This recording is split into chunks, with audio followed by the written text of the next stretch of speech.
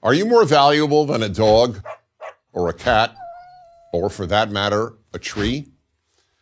One of the biggest differences between Judeo-Christian values and secular values concerns this very issue, the worth of the human being. According to the Judeo-Christian value system, human beings are infinitely valuable. On the other hand, secular humanism devalues the worth of humans. As ironic as it may sound, the God-based Judeo-Christian value system renders humans infinitely more valuable than any humanistic value system. The reason is simple. If there is no God, human beings are only material beings, and therefore not worth anything beyond the matter of which they are composed.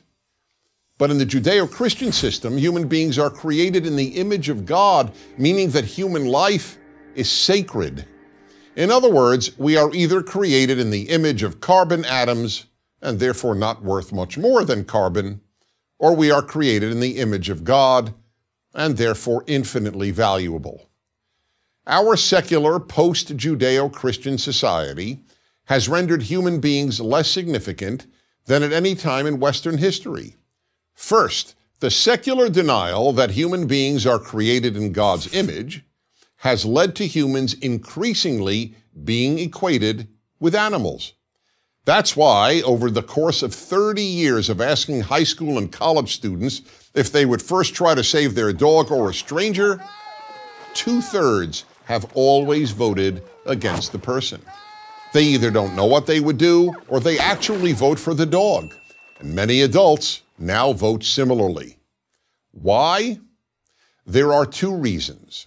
One is that with the denial of the authority of higher values, such as religious teachings, people increasingly make moral decisions on the basis of how they feel.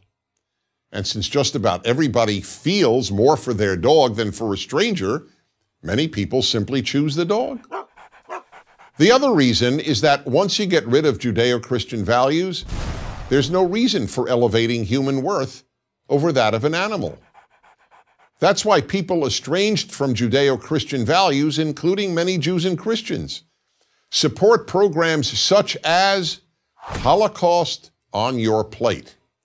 Holocaust on Your Plate is a campaign developed by the animal rights group People for the Ethical Treatment of Animals, PETA, that teaches that there is no difference between the barbecuing of chickens in America and the burning of Jews in the Holocaust. Why? Because a human and a chicken are of equal worth. So too, in a notorious Tucson, Arizona case, a woman screamed to firefighters that her 3 babies were in the burning house. Thinking that the woman's children were trapped inside, the firefighters risked their lives to save the woman's 3 cats. If you think these two examples are either just theoretical, the dog-stranger question, or extreme, the Tucson mother of cats, here's an issue that is neither theoretical nor extreme. More and more people believe, as PETA does, that even if it would lead to a cure for cancer or AIDS, it would be wrong to experiment on animals. In fact, many animal rights advocates believe that even to save a human life, it would be wrong to kill a pig to obtain a heart valve. The 20th century showed vividly what happens to human worth when Judeo-Christian values are abandoned.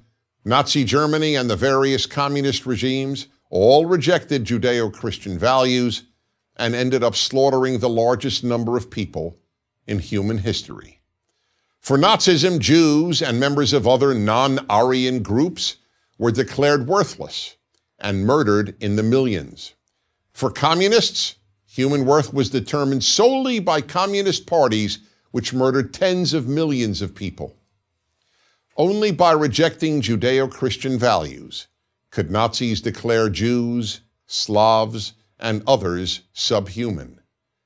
And only by rejecting Judeo-Christian values could communist regimes slaughter those they called class enemies.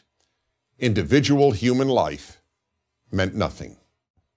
Meanwhile, human slavery was abolished only in the Judeo-Christian world. And of course, for nearly all those who reject Judeo-Christian values, the human fetus is worthless, if its mother deems it so.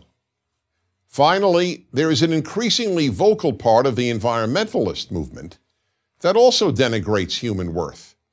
For these individuals, the human being is not infinitely precious. Trees and rivers and mountains are. So, are you more valuable than a dog or a cat or a tree? That depends on your value system. I'm Dennis Prager. To subscribe to our YouTube channel, click here. To help keep our videos free, donate here.